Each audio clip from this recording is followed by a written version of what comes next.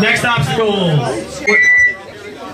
So wherever you see the green tape, same for over here, no going outside the green tape, same for here.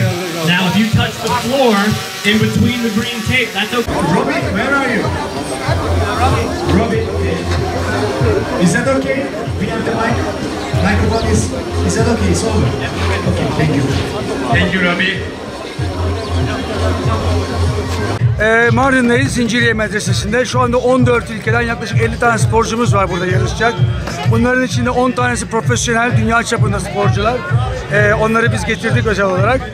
Onun haricinde 40 tane de eleme yapmaya çalışan ve finallere kalmaya çalışan sporcularımız var.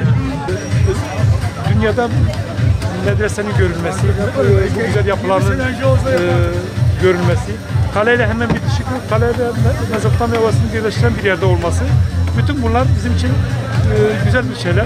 Şu anda bu organizasyonla ilgili aynı gün başka organizasyonda olmasından dolayı Mardin hiçbir yer, her yer turist kalıyor, boş yerimiz yok.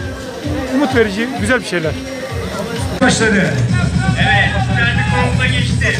O ayağını kullanmayı denedi, hala ayakta gidiyor. Hiç ellerini kullanmadan çok rahat geçişler yaptı.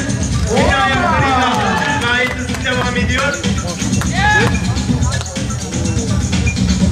Evet, ellerini kullandığı ilk nokta, bakalım yavaşlaması da biraz sebep oluyor ama Evet, finish.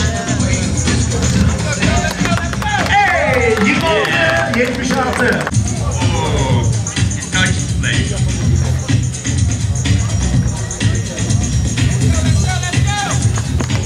Kaybetmedi. Çarpmasına rağmen çok hızlı devam ediyor. Çok kuvvetli bacaklara ihtiyacımız var. Gitti burada. Saniyeler gitti burada. Bacakları kullanmayı tercih ediyor. Bir geçiş yaptı orada.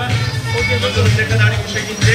Çömelmesi gerekti. Bu kısım önemli. Evet, burada zaten şov yapıyorlar.